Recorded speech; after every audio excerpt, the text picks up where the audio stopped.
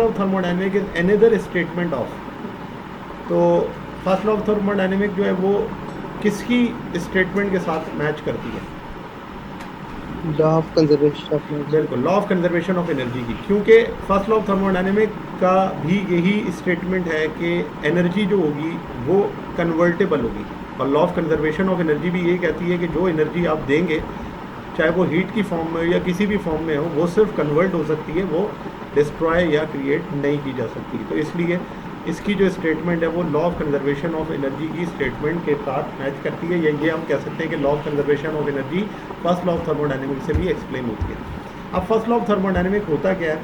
तो देखिए, first law of thermodynamic के अंदर ये होता है कि हम किसी भी सिस्टम को गैस प्रोवाइड करते हैं, और सॉरी हीट प्रोवाइड करते हैं, और उस हीट के प्रोवाइड करने से उसमें क्या होता है, वर्क होता है, और वर्क के साथ साथ उस सिस्टम की इंटरनल एनर्जी क्या होती है, इंक्रीज होती है या डिक्रीज होती है। अब यहाँ पर तीन जो है वो आपके पास टर्मिनोलॉजीज है जो मैं लिखूंगा, जो हम पहले भी पढ़ चुके हैं। एक आपके पास है हीट, दूसरा आपके पास इसके अंदर है वर्क, ये दोनों चीज़ें हम अलग अलग करके पढ़ चुके हैं, वर्क, ठीक है। और जो तीसरी चीज़ है वो आपके पास है चेंज इन इंटरनल एनर्जी, और इसे भी हमने पढ़ लिया अभी लास्ट लेक्चर, ठीक है। Change in internal energy, change in internal energy, ठीक है। तो ये तीन चीज़ें हैं जो कि इस फर्स्ट लॉ ऑफ थर्मोडायनेमिक के लिए यूज़ होती हैं, और इसे हम डेल्टा यू से पढ़ते हैं क्योंकि ये चेंज होता है।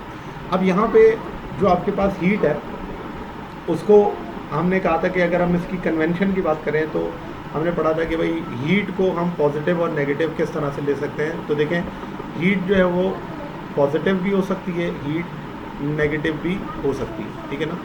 तो इसको अगर हम देखें तो इसकी ये बात है कि हीट आपके पास पॉजिटिव और हीट आपके पास नेगेटिव, ये साइन कन्वेंशन थी। इसी तरह वर्क आपके पास पॉजिटिव और वर्क आपके पास नेगेटिव दोनों हो सकते हैं, और इसी तरह से change in internal energy positive और change in internal energy negative दोनों हो सकती है। अब क्या इसके अंदर स्टेटमेंट थी, तो हम इसको इस तरह कहते हैं कि पॉजिटिव आपके पास हीट या पॉजिटिव साइन हीट के साथ तब लगता है जब हीट सिस्टम को दी जाती है।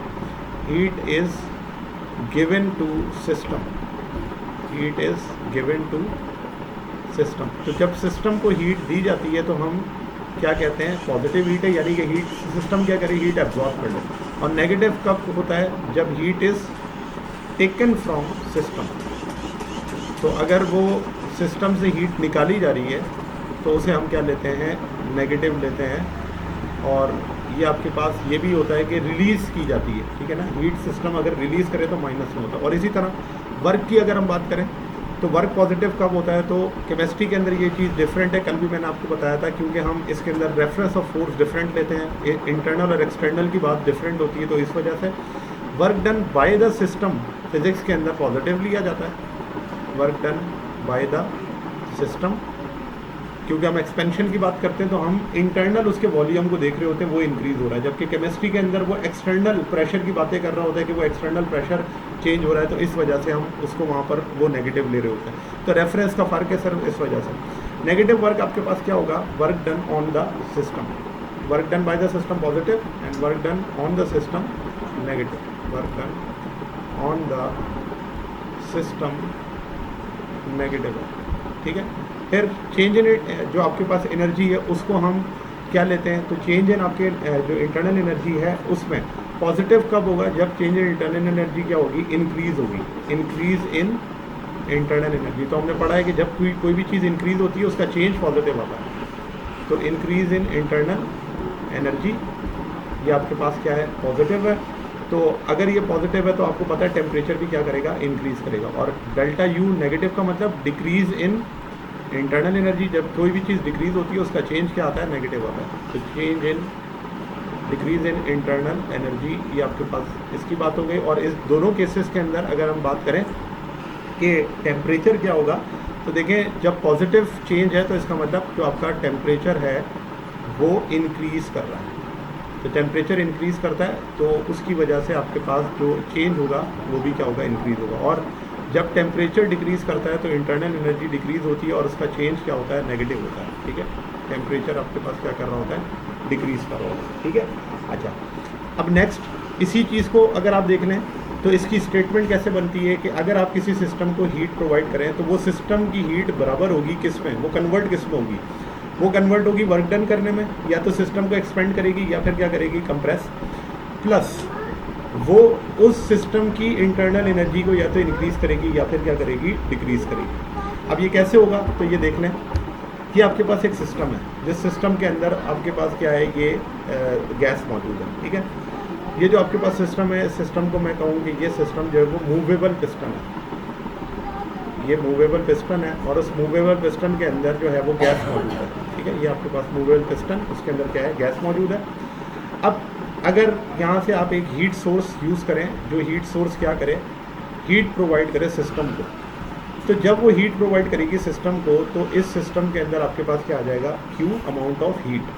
तो ये आपके पास बिल्कुल फर्स्ट लॉ ऑफ थर्मोडायनामिक्स की स्टेटमेंट है कि जब सिस्टम में हीट ऐड की जाती है उसे हम क्या लेते हैं, पॉजिटिव लेते हैं। अब जैसे ही इसमें सिस्टम में हीट ऐड होगी तो वो इसकी ट्रांसलेशनल काइनेटिक एनर्जी को क्या करेगी, इंक्रीज़ करेगी। जितने भी आपके पास मॉलिक्यूल्स हैं सिस्टम के अंदर, उसकी काइनेटिक एनर्जी को इंक्रीज़ करेगी, और काइनेटिक एनर्जी इंक्रीज़ होगी तो आपके पास इंटरनल एनर्जी क्या होगी, इंक्रीज़, उसे हम क्या लेते हैं, plus delta U.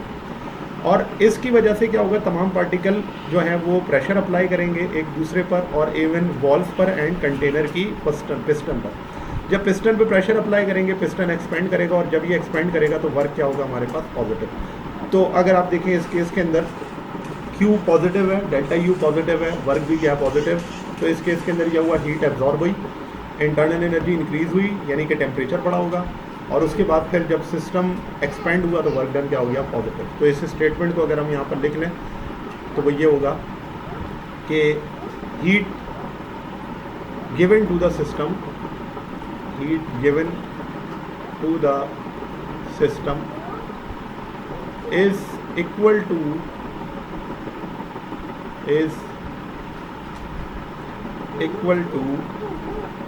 Work done bye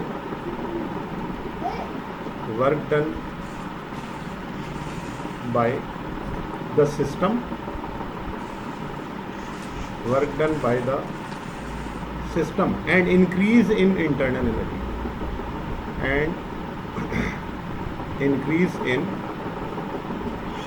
internal energy, ठीक है, इंक्रीज इन इंटरनल एनर्जी। तो ये आपके पास हो गई इसकी स्टेटमेंट कि आपने सिस्टम को हीट दी और उस सिस्टम की हीट कन्वर्ट हो गई क्या, work done by the system करने में और इंटरनल एनर्जी को इंक्रीज़ करने में।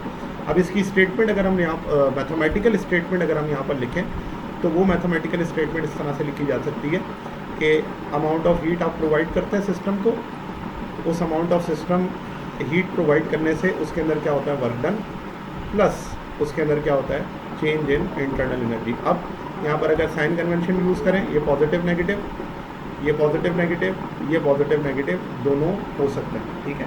अब अगर देखें तो अगर आपको पेपर के अंदर स्टेटमेंट चेंज कर आ जाए तो हम फर्स्ट लॉ ऑफ थर्मोडायनामिक्स को इस तरह भी लिख सकते हैं कि अगर मैं ये लिखूं कि चेंज इन इंटरनल एनर्जी किसके बराबर है, तो change in internal energy is a difference of heat energy and work done, ठीक है। तो ये स्टेटमेंट भी फर्स्ट लॉ ऑफ थर्मोडायनामिक्स की स्टेटमेंट है। इसी तरह से अगर आपको पेपर के अंदर ये स्टेटमेंट इस तरह से लिखी हुई है कि जो भी आपके पास थर्मोडायनामिक वर्क है is difference of heat energy and change in internal energy, तो ये भी स्टेटमेंट आपके पास करेक्ट है, क्योंकि यहाँ से भी आपके पास जो होती है वो first law of thermodynamic prove किया जाता है, यानी कि ये स्टेटमेंट दोनों जो है वो फर्स्ट लॉ ऑफ थर्मोडायनामिक की है, ठीक है।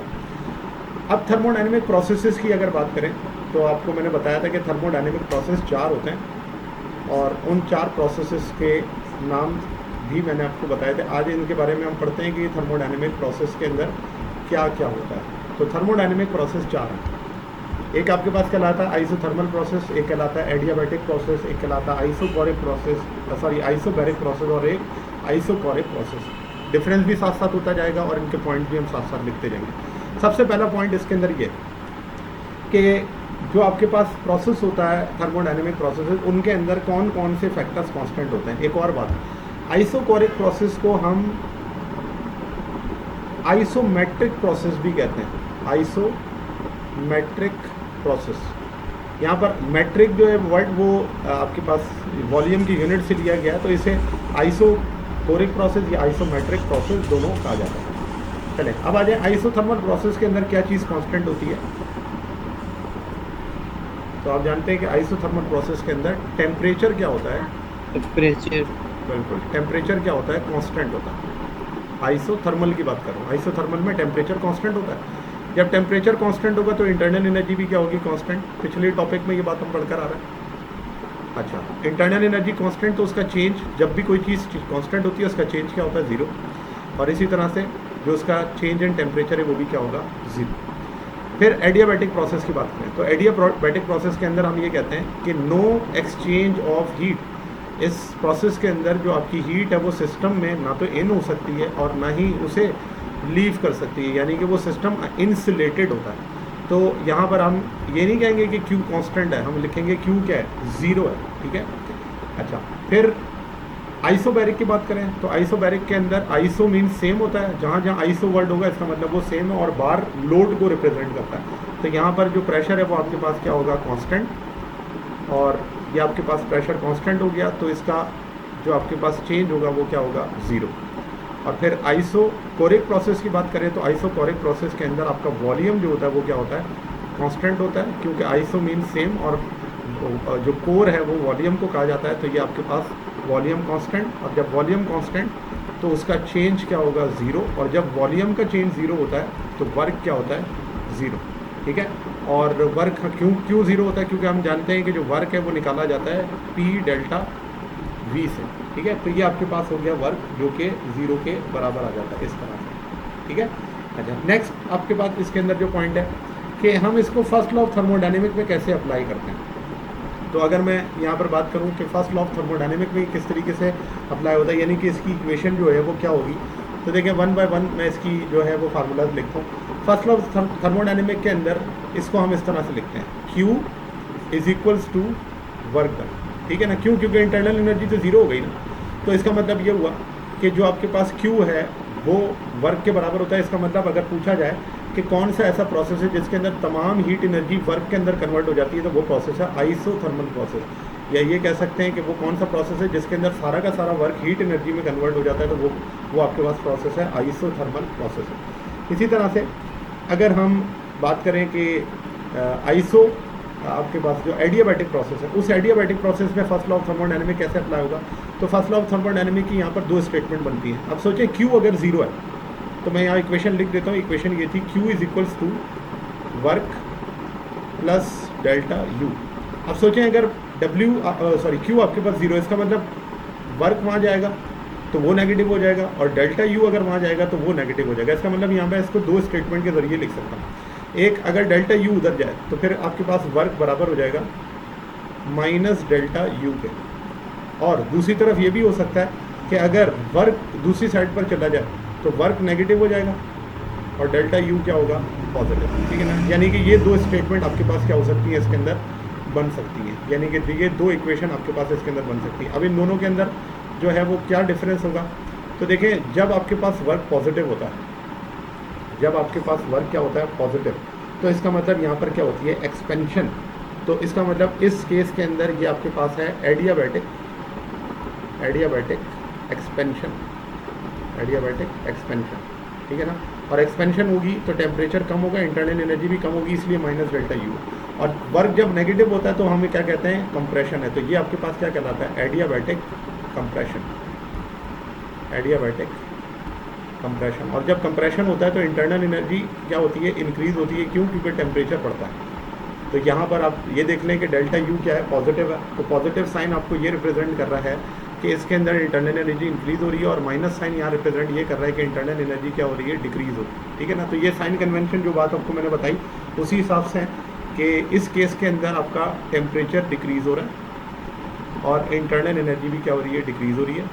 इस केस के अंदर आपका टेम्परेचर इंक्रीज हो रहा है और इंटरनल एनर्जी भी क्या हो रही है, इंक्रीज हो रही है, ठीक है। तो ये आपके पास बात है। अब अगले वाले में अगर देखें तो आइसो जो आपके पास बैरिक प्रोसेस है उसके अंदर फर्स्ट लॉ ऑफ थर्मोडायनेमिक कैसे अप्लाई करेंगे, तो उसे हम इस तरह से अप्लाई कर सकते हैं कि जो भी आपके पास हीट है वो कन्वर्ट होगी किसके अंदर, वर्क डन में, and change in internal energy में। ये फर्स्ट लॉ ऑफ थर्मोडायनेमिक। इसको हम इस तरह भी लिख सकते हैं कि जो आपके पास Q है उसको वर्क की जगह पर आप क्या पुट करते हैं, P डेल्टा P, तो ये स्टेटमेंट भी लिखी जा सकती है।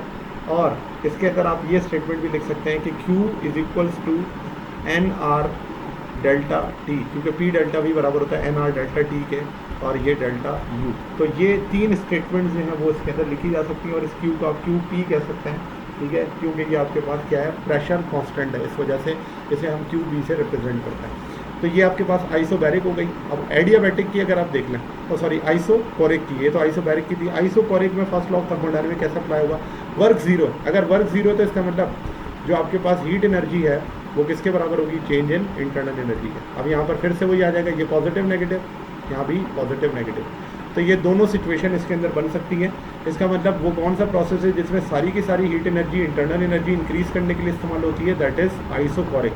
या वो कौन सा आपके पास प्रोसेस है जिसके अंदर तमाम इंटरनल एनर्जी जो है उस वो हीट एनर्जी में कन्वर्ट होती है, तो that process is isochoric process, ठीक है। तो ये आपके पास हो गया इसकी मैथमेटिकल इक्वेशन। डायग्राम पे आ जाए, इसे पीवी डायग्राम भी कहा जाता है, इसे इंडिकेटर डायग्राम भी कहा जाता है। तो अगर मैं आइसोथर्मल का इसके अंदर ग्राफ बनाऊं तो आइसोथर्मल का जो आपके पास शेप है वो इस तरह से, ये आइसोथर्मल के लिए हो गया। और अगर मैं एडियाबैटिक के लिए बनाऊं तो एडियाबैटिक का जो आपके पास ग्राफ है वो स्टीप स्लोप होता है। और क्यों स्टीप स्लोप है, तो इसके अंदर देखें ये जो इक्वेशन होती है ना, इस इक्वेशन से इसके ग्राफ का पता चलता है। और मैंने इसकी जो वीडियोस हैं वो बनाई हुई है, उसके अंदर जो है वो आपको ग्राफ के बारे में बताया हुआ है कि ग्राफ किस तरह बनाए जाते हैं। तो अगर यहाँ देखा जाए तो यहाँ पर स्टेटमेंट होती है P V is equals to constant. तो पी वी के ऊपर वी के ऊपर क्या है, 1 है, लेकिन एडियाबैटिक के अंदर पी वी के ऊपर क्या है, गैमा है। और इस चीज़ को हमने स्पीड ऑफ साउंड के टॉपिक के अंदर भी पढ़ा था कि जब आपके पास प्रेशर वॉल्यूम जो हो उसके अंदर वैल्यू इंक्रीज़ कर रही हो, यानी कि पावर क्या हो 1 से ज़्यादा हो, तो फिर आपके पास स्लोप स्टीप होता जाता है, ठीक है ना। और दूसरी यहाँ पर ये एक और बात है कि आइसोथर्मल प्रोसेस के अंदर ये स्लोप इतना कम इसलिए है क्योंकि ये प्रोसेस जो होता है वो स्लो प्रोसेस होता है। आइसोथर्मल स्लो है, इसीलिए ये रिवर्सिबल होता है, ये स्लो प्रोसेस है। जबकि अगर मैं एडियाबैटिक की बात करूँ तो ये रैपिड प्रोसेस है, ये फ़ौरन से आपके पास होता है, जिसे हम रैपिड प्रोसेस कहते हैं, ठीक है। तो ये दोनों का फ़र्क है, इसीलिए इसके अंदर स्लोप्स में क्या होता है, डिफरेंस होता है। फिर अगर आइसोबैरिक की बात की जाए तो आइसोबैरिक का मतलब प्रेशर क्या है, कांस्टेंट। तो इसका मतलब मैं यहाँ पर लाइन ये बना सकता हूँ, ये लाइन आपको रिप्रेजेंट कर रही है प्रेशर कांस्टेंट है। और अगर मैं वॉल्यूम के लिए ग्राफ शो करूँ तो मैं इस तरह से कह सकता हूँ कि अगर वॉल्यूम आपके पास कांस्टेंट है, यानी कि आइसोकोरिक की बात हो रही है इसके अंदर, तो उसे हम इस तरह से रिप्रेजेंट कर सकते हैं। ये आपके पास क्या है, आइसो कोरिक की बात है, ठीक है। यहाँ पर आपके पास जो वॉल्यूम की लाइन है वो रिप्रेजेंट कर रही है कि ये आपके पास क्या होगा, कांस्टेंट वॉल्यूम का ग्राफ होगा। इसको मैं शो कर देता हूँ दोबारा, ये जो आपको लाइन नज़र आ रही है ये कांस्टेंट वॉल्यूम, ठीक है ना। अच्छा, अब अगर आप इसका देख लें कि अगर मैं आइसोबैरिक जो आइसोथर्मल है उसके अंदर देखूँ ग्राफ, फिर मैं एडियाबैटिक में ग्राफ देखूँ, फिर मैं आइसोबैरिक के अंदर ग्राफ देखूँ, तो आप जानते हैं कि सबकी वैल्यूज़ क्या हैं, डिफरेंट है। अगर मैं आइसोबैरिक की बात कर रहा हूँ, आइसोथर्मल की बात कर रहा हूँ, तो उसके अंदर आपके पास ग्राफ का एरिया ज़्यादा है एज़ कम्पेयर टू एडियाबैटिक, ठीक है ना। एडियाबैटिक के अंदर आपका पास जो ग्राफ का एरिया है वो आइसोथर्मल के मुकाबले में क्या है, कम है। फिर अगर मैं एरिया की बात करूँ आइसोबैरिक की, तो आइसोबैरिक का एरिया क्या है, सबसे ज़्यादा है, ठीक है। और अगर मैं आइसोकोरिक की बात करूँ तो इसके अंदर आपके पास क्या है, इनफाइनाइट वॉल्यूम, यानी कि वॉल्यूम तो जाहिर सी बात है इसके नीचे कोई ग्राफ ही नहीं है। तो इसके अंदर अगर हम वर्क की बात करें तो इसके अंदर वर्क आपके पास क्या है, एडियाबैटिक के मुकाबले में ज़्यादा है। और जो एडियाबैटिक प्रोसेस है उसके अंदर जो ग्राफ है या एरिया है वो आपके पास आइसोथर्मल से कम है, ठीक है। और सबसे ज़्यादा आपके पास कहाँ है, वो आपके पास है जो आपका आइसोबैरिक प्रोसेस है उसके अंदर, ठीक है। तो ये आपके पास बात हो गई। फिर स्लोप की अगर बात करें तो अगर आप देखें आइसोथर्मल और एडियाबैटिक दोनों का जो स्लोप है वो नेगेटिव है, ठीक है ना। नेगेटिव स्लोप आपको नज़र आ रहा है कि इसकी जो लाइन है वो किस तरफ जा रही है, वो जा रही है एक्स एक्सिस की तरफ। तो आपके पास स्लोप अगर देखें तो वो क्या है, डिक्रीजिंग स्लोप है। वॉल्यूम आपके पास इंक्रीज़ कर रहा है, प्रेशर आपके पास क्या कर रहा है, डिक्रीज़ कर रहा है। इसके अंदर भी यही हो रहा है, वॉल्यूम इंक्रीज़ कर रहा है, प्रेशर क्या कर रहा है, डिक्रीज़ कर रहा है। तो स्लोप जो देखें वो क्या है, नेगेटिव स्लोप है और साथ साथ डिक्रीजिंग स्लोप है, negative slope and decreasing slope. और इसी तरह से ये वाला ग्राफ देखें तो यहाँ पर भी आपके पास स्लोप क्या है, नेगेटिव स्लोप है एंड डिक्रीजिंग स्लोप है, डिक्रीजिंग स्लोप, दोनों लाइन क्या है, डिक्रीजिंग है क्योंकि ये एक्स एक्सेस की तरफ बैंड हो रही है। और फिर अगर इसमें देखा जाए तो इसके अंदर तो आपके पास स्लोप क्या है, ज़ीरो, और ज़ीरो इसलिए क्योंकि थीटा ही कुछ नहीं है, थीटा आपके पास क्या है, ज़ीरो है, ठीक है ना। और यहाँ पर अगर देखा जाए तो थीटा आपके पास क्या है, 90, तो जब थीटा 90 हो तो tan 90 क्या होता है, इनफाइनाइट, तो यहाँ पर आपके पास जो स्लोप होगा वो क्या होगा, इनफाइनाइट होगा इसका स्लोप, ठीक है। तो इसलिए इसके अंदर कोई वर्क नहीं होता। अब वर्क की जो इक्वेशन है वो यहाँ पर अगर हम लिखें तो वर्क की इक्वेशन जो है वो हमारे सिलेबस का हिस्सा इस तरह से नहीं है, ये ए लेवल्स के अंदर जो है वो पढ़ाया जाता है। तो मैं आइसोथर्मल के लिए अगर लिखूं तो वर्क बराबर होता है NRT LN, ये नेचुरल लॉग है इसलिए ये कैलकुलेटर के बगैर सॉल्व नहीं हो सकता, तो इसलिए पेपर के अंदर ये आपके पास जो है वो क्वेश्चन नहीं आएंगे। और इसी तरह इसको मैं वर्क को इस तरह भी लिख सकता हूँ NRT LN, और इसे हम P1/P2 की फॉर्म में भी लिख सकते हैं, ठीक है। ये आपके पास है P1/P2, तो ये आपके पास वर्क है, लेकिन हमारे सिलेबस का हिस्सा नहीं है, लेकिन मैंने सिर्फ पॉइंट्स की सूरत में लिख दिया। फिर एडियाबैटिक के अंदर अगर हम वर्क की बात करें तो इसका जो वर्क होता है वो बराबर होता है NCV डेल्टा टी के, ठीक है ना, क्योंकि अगर आप उसकी इक्वेशन देखें ऊपर तो जो वर्क है वो किसके बराबर है, इंटरनल एनर्जी को, और आप जानते हैं जो इंटरनल एनर्जी होती है वो बराबर होती है NCV डेल्टा टी के। जब हम स्पेसिफिक हीट पढ़ेंगे अगले टॉपिक में तो फिर मैं आपको बताऊँगा कि ये वर्क NCV डेल्टा टी के बराबर क्यों है। और इसी तरह इसको हम इस तरह भी लिख सकते हैं W = NR delta T divided by gamma -1, और यहाँ पर गैमा जो है वो रेशो है specific heat capacity, molar specific capacity eight constant pressure and volume. इसको भी हम नेक्स्ट टॉपिक के अंदर देखेंगे कि ये गैमा क्या होता है। फिलहाल यहाँ पर वर्क के मैंने फार्मूले लिख दिए आइसोथर्मल और एडियाबैटिक के लिए। फिर अगर आइसोबैरिक के लिए लिखें तो वो तो सिंपल है, वर्क बराबर है किसके, P डेल्टा V के, ठीक है। और इसको आप इस तरह भी लिख सकते हैं कि वर्क बराबर है NR डेल्टा T के। और फिर इसके अंदर अगर देखें तो इसके अंदर तो वर्क होता ही नहीं है, तो वर्क क्या आपके पास ज़ीरो, क्यों, क्योंकि इसके अंदर चेंज इन वॉल्यूम क्या होता है, ज़ीरो होता है। तो जब चेंज इन वॉल्यूम ज़ीरो तो वर्क भी क्या होगा इसके अंदर, ज़ीरो। लास्ट पॉइंट इसके अंदर स्पेसिफिक हीट का, तो अगर मैं इसके अंदर स्पेसिफिक हीट को डिफाइन करूँ तो यहाँ पर आप स्पेसिफिक हीट के बारे में लिख सकते हैं कि जो स्पेसिफिक हीट है C = जो हमारे पास रिलेशन होता है वो इस तरह लिखा जाता है, C = बराबर होता है Q/N डेल्टा टी के। और आप जानते हैं कि आइसोथर्मल में डेल्टा टी क्या होता है, ज़ीरो। तो सोचें अगर कोई चीज़ डिनोमिनेटर के अंदर ज़ीरो हो जाए तो उसका जो आपके पास आंसर आता है वो इनफाइनाइट हो जाता है। तो इसका मतलब आइसोथर्मल के केस के अंदर जो आपके पास स्पेसिफिक हीट है वो क्या होगी, इनफाइनाइट होगी, ठीक है ना। इसका मतलब ये हुआ कि आप जितना मर्जी हीट दे दें उसका टेम्परेचर इंक्रीज़ नहीं होगा, सही है ना, ये मकसद है इसका। इसी तरह से अगर मैं स्पेसिफिक हीट लिखूँ एडियाबैटिक के प्रोसेस में तो फार्मूला वही है, C = Q/N डेल्टा टी। अब यहाँ पर अगर आप देखें तो एडियाबैटिक में हीट एक्सचेंज नहीं होती, तो इसका मतलब यहाँ पर Q 0 है। तो अगर Q आपके पास यहाँ पर 0 है तो जब कोई चीज़ 0 से डिवाइड होती है तो 0 कोई भी चीज़ों से डिवाइड होता है, आंसर क्या हो जाता है, 0। इसका मतलब ये हुआ कि स्पेसिफिक हीट इसके अंदर क्या हो गई, 0 हो गई, ठीक है ना। हीट ही इसके अंदर ऐड नहीं होगी तो स्पेसिफिक हीट क्या होगी, 0। फिर दूसरा आपके पास specific heat at constant pressure, तो आइसोबैरिक प्रोसेस है, ये बराबर होता है QP/N डेल्टा टी। और यहाँ पर अगर हम बात करें तो वो आपके पास है CV = QV divided by N delta T. और यहाँ पर हम ये बात भी पढ़ते हैं कि जो हीट आपके पास है एट कांस्टेंट प्रेशर वो बड़ी होती है किससे, हीट एट कांस्टेंट वॉल्यूम। वजह क्या है, ऊपर इक्वेशन मौजूद है, आप जानते हैं वॉल्यूम वाले केस के अंदर वर्क डन नहीं होता,